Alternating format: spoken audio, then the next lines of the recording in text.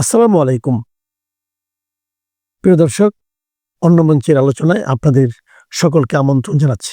যখন ত্রয়োদশ জাতীয় সংসদ নির্বাচনের দিনক্ষণ ঘনিয়ে আসছে, তখন নির্বাচনের মাঠ থেকে নির্বাহী আদেশে বাইরে রাখা দল আওয়ামী লীগকে নিয়ে আলোচনা বাড়ছে কেন? বিশেষ করে গার্ডিয়ান থেকে শুরু করে আল জাজিরার মতো সংবাদ প্রতিষ্ঠান কেন ঘুরে ফিরে দুটি আশঙ্কা আর বিশ্লেষণ তুলে ধরার চেষ্টা করছে।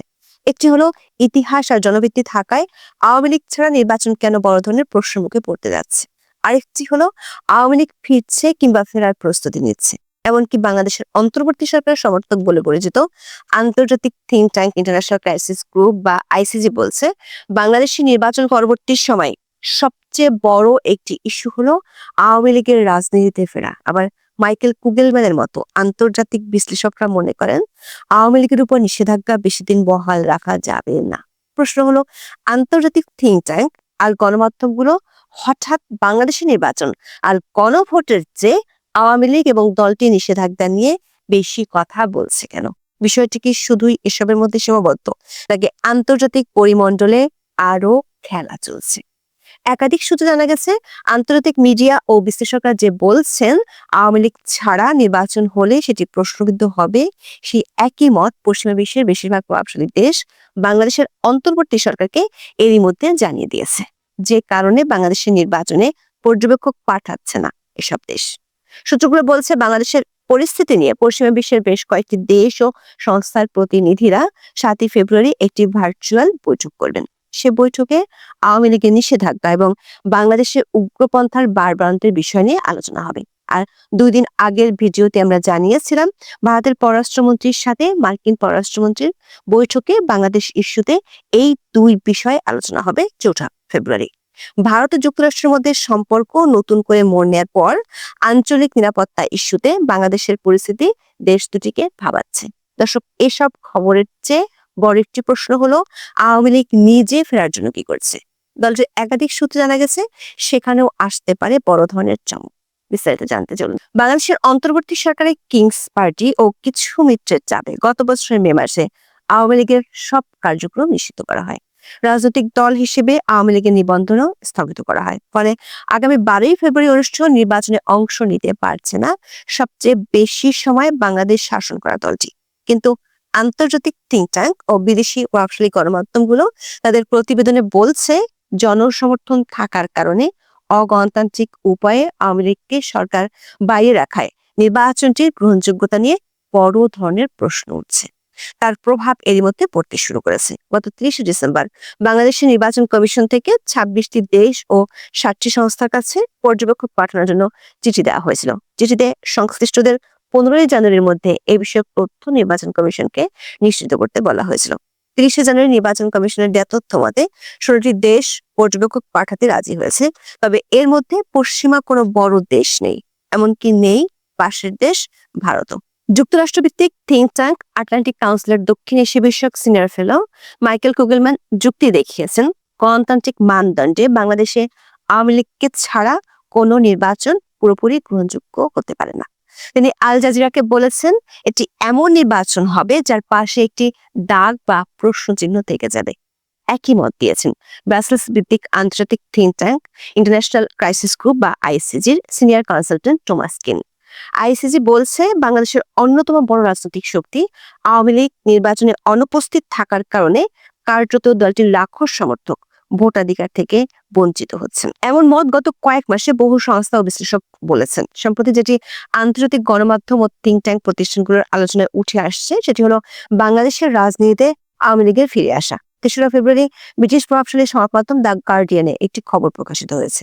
খবরটির শিরোনাম হলো, বাংলাদেশের রাজনীতিতে ফেরার পরিকল্পনা করছে ভারতে থাকা আওয়ামী লীগের নেতারা। রিপোর্টটির শুরুতে বলা হয়েছে, ভারতে থাকা আওয়ামী লীগ নেতাদের বিরুদ্ধে মানবতা বিরোধী অপরাধ, হত্যা, রাষ্ট্রদ্রোহ কিংবা অর্থ আত্মসাতের অভিযোগে বাংলাদেশে অনেক মামলা আছে। কিন্তু কলকাতায় আওয়ামী লীগ নেতারা ব্যস্ত তাদের রাজনৈতিক প্রত্যাবর্তনের পরিকল্পনায়। প্রতিবেদনটির মূল কথা হলো, কলকাতায় থাকা আওয়ামী লীগ নেতাদের বিশ্বাস, দলটির সভানেত্রী শেখ হাসিনা এখনো নায়কের বেশি দেশে ফিরতে পারবেন। 2024 সালের 5ই আগস্ট ক্ষমতা হারানোর পর সহিংসতা এবং একের পর এক মামলার মুখে আওয়ামী লীগের হাজারো নেতাকর্মী দেশ ছাড়েন। তাদের মধ্যে 600 বেশি আওয়ামী লীগ নেতা কর্মী কলকাতায় আশ্রয় নেন বলে তথ্য দিয়েছে গার্ডিয়ান। দর্শক, মামলা আসামি হওয়ার ক্ষেত্রে শেখ হাসিনা এক অনন্য রেকর্ডের অধিকারী হয়েছেন। ট্রান্সপারেন্সি ইন্টারন্যাশনাল এক প্রতিবেদনে বলা হয়েছে, সাবেক প্রধানমন্ত্রী শেখ হাসিনার বিরুদ্ধে জুলাইয়ের ঘটনায় সারা দেশে মোট 663টি মামলা হয়েছে। এর মধ্যে হত্যা মামলা 453টি। বিশ্বের কোনো জীবিত সাবেক সরকার প্রধানের বিরুদ্ধে এতগুলো মামলা আর কোনো দেশে হয়নি। 2রা ফেব্রুয়ারি প্রকাশিত টিআইবির ওই রিপোর্টে বলা হয়েছে, জুলাই আন্দোলনে হত্যাকারী, হত্যা নির্দেশদাতা ও ইন্ধনদাতার বিরুদ্ধে 2025 সালের 19 নভেম্বর পর্যন্ত সারা দেশে মোট 1785টি মামলা হয়। এ পর্যন্ত 106টি মামলার অভিযোগপত্র জমা পড়েছে। এর মধ্যে হত্যা মামলা 31টি। এসব মামলায় আওয়ামী লীগ সরকারের মন্ত্রী ও সংসদ সদস্য সহ 128 জনকে গ্রেপ্তার করা হয়েছে। আন্তর্জাতিক অপরাধ ট্রাইব্যুনাল মানবতা বিরোধী অপরাধে দোষী সাব্যস্ত করে শেখ হাসিনাকে মৃত্যুদণ্ড দিয়েছে। তবে গার্ডিয়ান লিখছে, রাজনৈতিক ক্যারিয়ার শেষ হয়ে গেছে এমন চিন্তা মাথায় আনছেন না শেখ হাসিনা। ওই রায়কে ভুয়া আখ্যা দিয়ে তিনি ভারতে বসেই ফেরার পরিকল্পনা করেছেন। বাংলাদেশের অন্তর্বর্তী সরকারের পক্ষ থেকে অবশ্য অভিযোগ করা হয়েছে, শেখ হাসিনা ভারতে বসে বাংলাদেশে বিশৃঙ্খলা তৈরির জন্য উস্কানি দিয়ে যাচ্ছেন।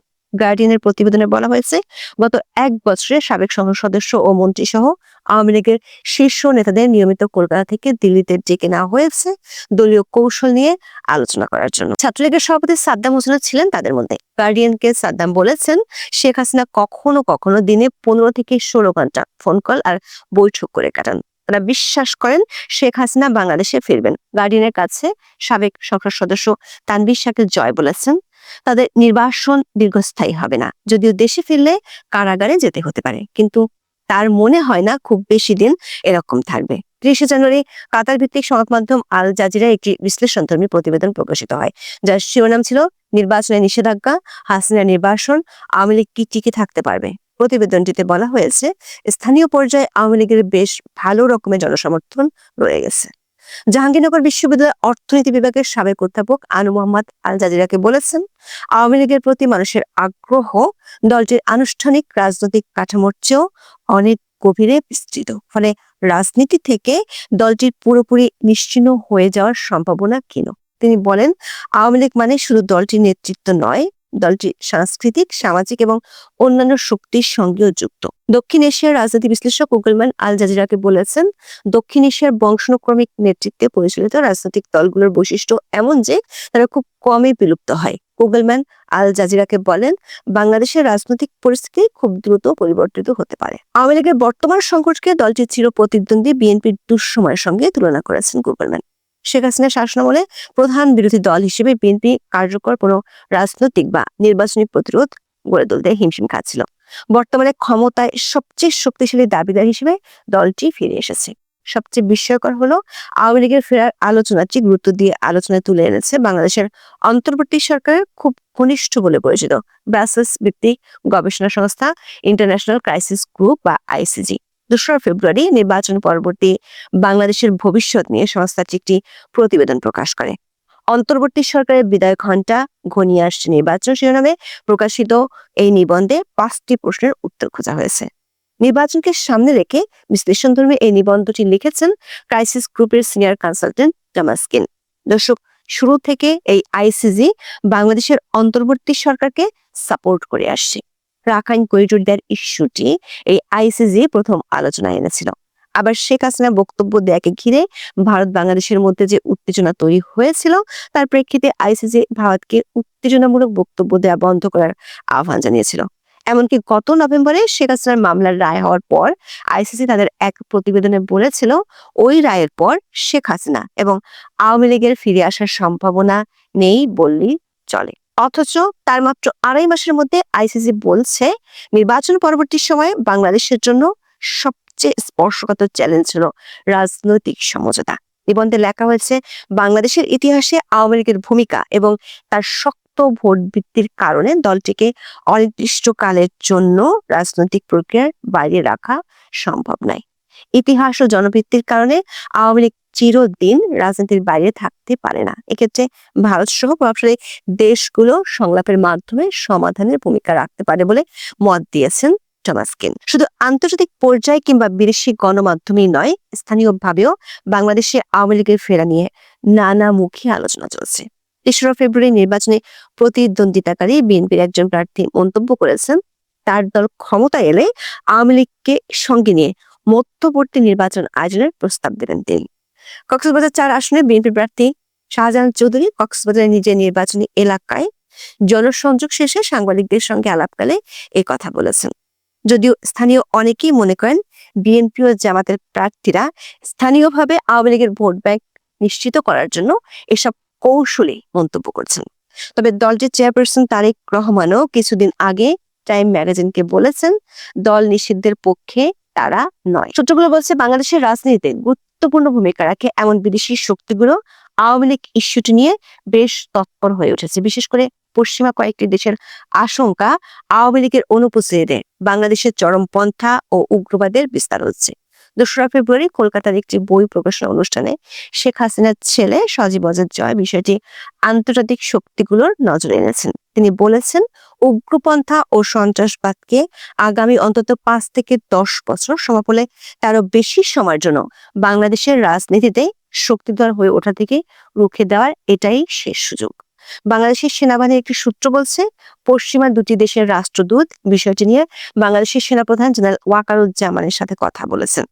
পশ্চিমা দাতা গোষ্ঠী ও দেশগুলোর প্রতিনিধিরা বাংলাদেশের সবশেষ পরিস্থিতি ও আওয়ামী লীগ এবং জঙ্গিবাদের ইস্যু নিয়ে 7 ফেব্রুয়ারি একটি ভার্চুয়াল বৈঠক করবে। আবার ভারতের পররাষ্ট্রমন্ত্রী এস জয়শঙ্কর এখন মার্কিন যুক্তরাষ্ট্র সফরে আছেন। যদিও তার সফরের মূল ইস্যু হলো দুষ্প্রাপ্য খনিজ, কিন্তু হঠাৎ করে ট্যারিফ ইস্যুতে ভারত যুক্তরাষ্ট্র সম্পর্ক নাটকীয় মোড় নেওয়ার পর ভারতের পররাষ্ট্রমন্ত্রীর সাথে আঞ্চলিক নিরাপত্তা ইস্যুতে মার্কিন স্টেট ডিপার্টমেন্টের কর্তা ব্যক্তিদের গুরুত্বপূর্ণ বৈঠক হবে। সে বৈঠকের একটি গুরুত্বপূর্ণ ইস্যু হলো বাংলাদেশে চরমপন্থার উত্থান। দর্শক, আন্তর্জাতিক মহল থেকে এসব তাগিদের চেয়ে বড় প্রশ্ন হলো, আওয়ামী লীগ দল হিসেবে নিজেদেরকে মাঠের রাজনীতিতে ফেরানোর জন্য কি করছে। গার্ডিয়ান লিখেছে, নির্বাসিত আওয়ামী লীগ নেতাদের প্রত্যাবর্তনের পরিকল্পনা নির্ভর করছে আসন্ন নির্বাচনের সাফল্য ব্যর্থতার উপর। তাদের দাবি, এই নির্বাচন দেশে স্থিতিশীলতা বা শান্তি আনবে না, আর শেষ পর্যন্ত মানুষ আবার আওয়ামী লীগের দিকেই ফিরবে। সূত্রগুলো বলছে, দলটির করণীয় ঠিক করতে শেখ হাসিনার সাথে বৈঠক করার জন্য কলকাতা থেকে দিল্লি গেছেন সাবেক স্বরাষ্ট্রমন্ত্রী আসাদুজ্জামান খান কামাল সহ 9 জন নেতা। 4 ফেব্রুয়ারি ওই বৈঠকটি হবে। সূত্রগুলো বলছে, রাজনীতিতে সক্রিয় হওয়ার জন্য আওয়ামী লীগের পক্ষ থেকে কোটা সংস্কার আন্দোলন ঘিরে আওয়ামী লীগ সরকারের ব্যর্থতার কথা দলটির নেতাদের পক্ষ থেকে বলা হবে, যেটা ইঙ্গিত পাওয়া যায় সজীব ওয়াজেদ জয়ের বক্তব্য। আবার কলকাতায় থাকা সাবেক সংসদ সদস্য তানভীর শাকিল জয় গার্ডিয়ানকে বলেছেন, তারা সাধু ছিলেন না, পুরোপুরি গণতান্ত্রিকও ছিলেন না, 2018 সালের নির্বাচন পুরোপুরি সুষ্ঠু ছিল না, সেটাও স্বীকার করেছেন তিনি। জানা গেছে, দলের দুর্নীতিবাজ নেতাদের বাদ দিয়ে সাংগঠনিক কমিটিগুলো পুনর্গঠন করা সহ বাংলাদেশের জাতীয় সংসদ নির্বাচন ও গণভোটকে ঘিরে অন্তর্বর্তী সরকার ব্যস্ত ছলে বলে কৌশলে হ্যাকে জেতাতে। অন্যদিকে সরকার 2 মিত্র বিএনপি ও জামাত ব্যস্ত কথা আর মাঠের মল্লযুদ্ধে। আবার নির্বাচনী যুদ্ধে দলটি না থাকতে পারলেও ভোটের মাঠে বেশ প্রাসঙ্গিক হয়ে আছে কার্যক্রম নিষিদ্ধ থাকা আওয়ামী লীগের ভোটাররা। বিশেষ করে বিএনপি এবং জামাতে ইসলামী বর্তমানে আওয়ামী লীগের এই এতিম বা অভিভাবকহীন ভোট ব্যাংককে নিজেদের পক্ষে টানার জন্য একটি অদৃশ্য কিন্তু তীব্র প্রতিযোগিতায় লিপ্ত হয়েছে। অবশ্য দলটি শীর্ষ পর্যায় থেকে ভোট কেন্দ্রে না যাওয়ার জন্য নিজেদের কর্মী সমর্থকদের বার্তা দিচ্ছে। প্রশ্ন হলো, নির্বাচনের আগে কি শেখ হাসিনা বা আওয়ামী লীগের পক্ষ থেকে কোনো কর্মসূচি দেওয়া হবে? সূত্রগুলো বলছে, বাংলাদেশের নির্বাচনে দলটির কৌশল ঠিক করতে 4 ফেব্রুয়ারি দলের 9 জন নেতার সাথে বৈঠক করবেন শেখ হাসিনা। তবে দলটি 12 ফেব্রুয়ারি নির্বাচনে কি করবে সেটি নিয়ে চূড়ান্ত সিদ্ধান্ত আসতে পারে ভারতের পররাষ্ট্রমন্ত্রী এস জয়শঙ্করের মার্কিন যুক্তরাষ্ট্র সফর থেকে ফেরার পর। সূত্রগুলো বলছে, জয়শঙ্করের সফরের পরই শেখ হাসিনা ইস্যুতে এমন কিছু সিদ্ধান্ত আসতে পারে যেগুলো বেশ চমক হিসেবে দেখা যাবে। এর মধ্যে আজ 2রা ফেব্রুয়ারি বিকেলে কলকাতায় এক প্রকাশনা উৎসবে বক্তব্য দেবেন শেখ হাসিনার ছেলে সজীব ওয়াজেদ জয়। এর মাধ্যমে আওয়ামী লীগ সরকার পতনের পর প্রথমবারের মতো সরাসরি রাজনৈতিক কর্মসূচিতে উপস্থিত হওয়ার ঘোষণা দিয়েছেন জয়। নোবেল বিজয়ী অধ্যাপক ইউনূসের নেতৃত্বাধীন অন্তর্বর্তীকালীন সরকার বাংলাদেশের ত্রয়োদশ জাতীয় সংসদ নির্বাচন ও গণভোট অনুষ্ঠানের ঘোষণা দিলেও দেশটির প্রাচীনতম দল আওয়ামী লীগকে এই প্রক্রিয়া থেকে বাইরে রাখা হয়েছে। সন্ত্রাসবিরোধী আইনের অধীনে দলটির রাজনৈতিক কার্যক্রম সাময়িকভাবে নিষিদ্ধ করার ফলে তারা এবারের নির্বাচনে অংশ নিতে পারছে না। দেশীয় ও আন্তর্জাতিক নানা মহল থেকে এ নিয়ে উদ্বেগ জানালেও অন্তর্বর্তী সরকার আপাতত নিজেদের সিদ্ধান্তে অটল। অনেকে মনে করেন আওয়ামী লীগের মতো একটি বিশাল জনভিত্তি সম্পন্ন দলকে বাইরে রেখে একটি অংশগ্রহণমূলক এবং গ্রহণযোগ্য নির্বাচন আয়োজন করা অন্তর্বর্তীকালীন সরকারের জন্য যেমন চ্যালেঞ্জের তেমনি বিরোধী শিবিরের দলগুলোর জন্য এটি এক বিশাল সুযোগের দুয়ার খুলে দিয়েছে। বিশেষ করে বিএনপি এবং জামাত ইসলামী বর্তমানে আওয়ামী লীগের ভোট ব্যাংকে নিজেদের পক্ষে টানার জন্য উঠে পড়ে লেগেছে। কয়েকদিন আগেও যাদের মুখে আওয়ামী লীগ বিরোধিতার জয়গান ছিল, তারা এখন আওয়ামী লীগের সাপোর্টারদের অভয় দিচ্ছেন। 2024 সালের 5ই আগস্টের পর থেকে দলটির অধিকাংশ নেতা হয় কারাবন্দী নয়তো আত্মগোপনে রয়েছেন, আর সভানেত্রী শেখ হাসিনা দিল্লি থেকে দলের রাজনৈতিক নিয়ন্ত্রণ নিজের হাতে রেখেছেন।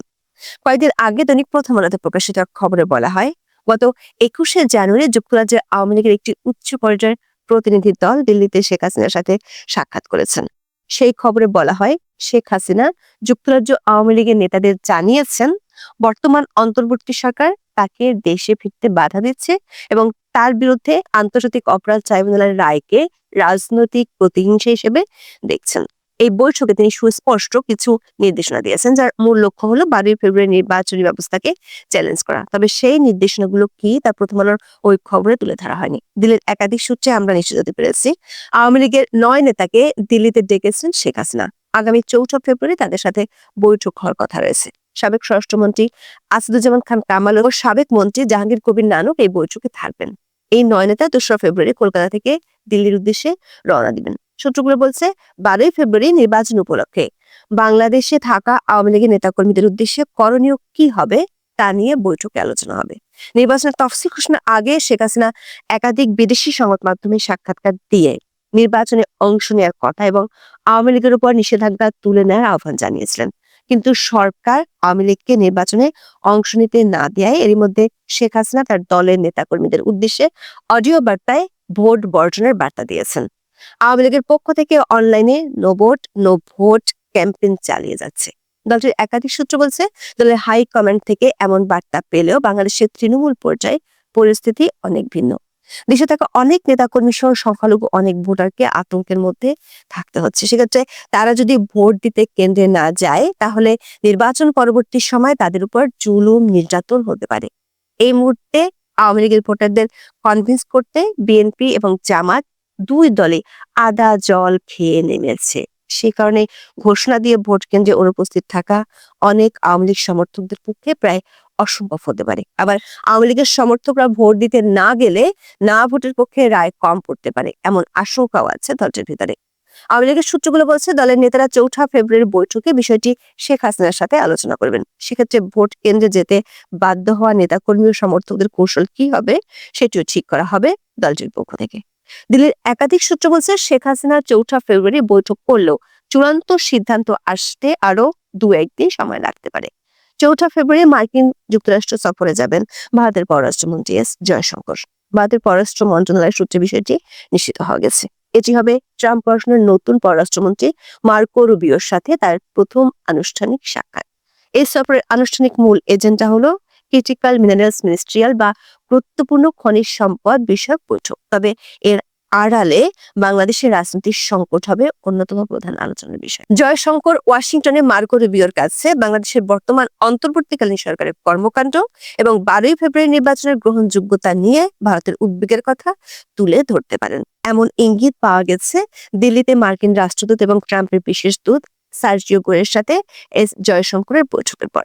গত 29শে জানুয়ারি নয়াদিল্লিতে এই বৈঠকটি অনুষ্ঠিত হয়। বৈঠক পরবর্তী টুইট এবং বিবরণে প্রতিরক্ষা, বাণিজ্য এবং খনিজ সম্পদের কথা উল্লেখ থাকলেও কূটনৈতিক সূত্রগুলো নিশ্চিত করেছে দক্ষিণ এশিয়ার আঞ্চলিক নিরাপত্তা এবং বিশেষ করে বাংলাদেশের আসন্ন নির্বাচন নিয়ে সেখানে বিস্তারিত আলাপ হয়েছে। জয়শঙ্কর সার্জিও গোরকে এই বার্তা দিয়েছেন, বাংলাদেশের চরমপন্থী শক্তির উত্থান ঠেকাতে একটি স্থিতিশীল গণতান্ত্রিক প্রক্রিয়া প্রয়োজন, যেখানে সকল পক্ষের অবস্থান নিশ্চিত হয়। ট্রাম্প প্রশাসনের সংখ্যালঘু সুরক্ষার প্রতি আগ্রহ এবং বাংলাদেশে হিন্দুদের উপর কথিত হামলার বিষয়গুলো এই আলোচনায় স্থান পেয়েছে। সূত্রগুলো বলছে, জয়শঙ্কর ভারতে ফেরার পর শেখ হাসিনা ইস্যুতে এমন কিছু সিদ্ধান্ত নিতে দেখা যেতে পারে যেগুলো গত 18 মাসে দেখা যায়নি। সংশ্লিষ্টদের ধারণা, যুক্তরাষ্ট্র ও ভারতের সমীকরণ এক বিন্দুতে পৌঁছালে শেখ হাসিনা প্রথমবারের মতো প্রেসের মুখোমুখি হতে পারেন। যদি 12ই ফেব্রুয়ারি বাংলাদেশে নির্বাচন হয় তাহলে সেটি হয়তো নির্বাচনের পরপরই হতে পারে। পাশাপাশি ভারতে থাকা আওয়ামী লীগের নেতাদের বাংলাদেশে ফিরে রাজনীতিতে সক্রিয় হওয়ার নির্দেশনাও দেওয়া হতে পারে। এরই মধ্যে প্রথমবারের মতো সরাসরি রাজনৈতিক কর্মসূচিতে উপস্থিত হওয়ার ঘোষণা দিয়েছেন শেখ হাসিনার ছেলে সজীব ওয়াজেদ জয়। ভারতের কলকাতায় সত্যজিৎ রায় মিলনায়তনে সোমবার বিকেল 4:30টায় একটি বইয়ের মোড়ক উন্মোচন উপলক্ষে তার বক্তব্য দেওয়ার কথা রয়েছে। সাবেক সংসদ সদস্য স্বপন দাশগুপ্তের সঞ্চালনায় সোমবার যে অনুষ্ঠানে জয়ের বক্তব্য দেওয়ার কথা রয়েছে সেখানে ভারতের একাধিক রাজনৈতিক নেতাও অংশ নেবেন বলে আয়োজকরা জানিয়েছেন। 2024 সালের 5ই আগস্ট শেখ হাসিনা ভারতে আশ্রয় নেওয়ার পর গণমাধ্যম ও সোশ্যাল মিডিয়ায় সক্রিয় উপস্থিতি থাকলেও আওয়ামী লীগের কর্মসূচিতে সজীব ওয়াজেদকে সেভাবে দেখা যায়নি। আন্দোলনের মুখে আওয়ামী লীগ সভানেত্রী শেখ হাসিনা এর মধ্যে ভারতে আশ্রয় নিয়ে দেশের রাজনীতির মাঠে অনুপস্থিত। গত হয়েছেন বিএনপি চেয়ারপারসন খালেদা জিয়াও। অবস্থায় লন্ডনে নির্বাসিত জীবনের ইতি টেনে দৃশ্যপটে খালেদা জিয়ার ছেলে তারেক রহমান হাজির হলেও আওয়ামী লীগের পক্ষ থেকে এমন কাউকে এখনো দেখা যায়নি। সাম্প্রতিক সময় আন্তর্জাতিক গণমাধ্যমে বেশ কয়েকটি সাক্ষাৎকারে দলের বিরুদ্ধে ওঠা নানা অভিযোগ খণ্ডন করে ইতিমধ্যে আওয়ামী লীগের মুখপাত্র হয়ে উঠেছেন সজীব ওয়াজেদ জয়। জল্পনা কল্পনা রয়েছে আগামী দিনের আওয়ামী লীগের ভার শেখ হাসিনা ছেলের কাঁধেই দিতে যাচ্ছেন। সেটি হতে পারে প্রকাশ্য কোনো সংবাদ সম্মেলনের মাধ্যমে। তবে সবকিছু নির্ভর করছে অনেক যদি ও কিন্তুর উপরে, বিশেষ করে আন্তর্জাতিক শক্তিগুলোর নানা সমীকরণ কতটা দ্রুত এক বিন্দুতে পৌঁছাতে পারে তার উপর।